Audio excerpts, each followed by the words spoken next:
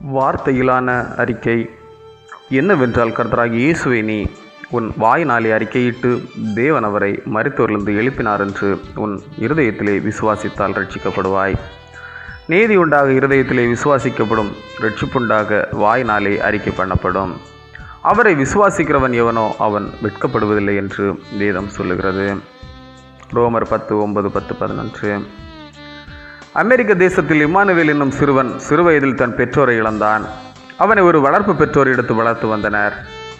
அந்த சிறுவன் தனது நாவினால் அனுதினமும் கடவுளை பாடி வருபவனாக காணப்பட்டான். ஒரு நாள் அவனது தந்தை ஒருவரை துப்பாக்கியால் சுடப்பட்டவர் இறந்து போனார்.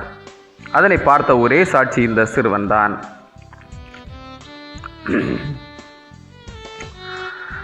நீதிமன்றத்தில் வழக்கு விசாரணைக்கு வந்தது. அவனது தாயார் தனது கணவரை காட்டிக் கொடுக்க வேண்டாம் என சொல்லியிருந்தார்.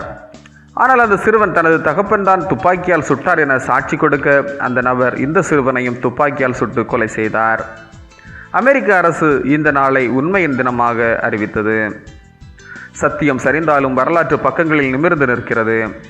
மண்ணடியில் மறையும் சத்தியம் முளைவிடுகிறது. வரலாற்று பக்கங்களில் அது வாழ்ந்து கொண்டிருக்கும். நம்முடைய வாயின் வார்த்தைகளில் உண்மை காணப்படவில்லை. பொய்களை நாவினால் புரட்டி வருகின்றோம். நம் வாயின் வார்த்தைகளை கொண்டு நம்மோடு வாழ்பவர்கள் கடவுளை காண வேண்டும். இந்த புதிய நாளை தொடங்கியுள்ள நாம் நம் வாயின் வார்த்தைகளால் கடவுளை அறிக்கை செய்து வாழ்வோம். உண்மை ஒரு நாளும் தோல்வியடையாது. உண்மையுள்ள மனுஷன் பரிபூரண ஆசீர்வாதம் பெறுவான். ஆண்டவரின் ஜீவனுள்ள வார்த்தை வெட்கப்படுத்தாது.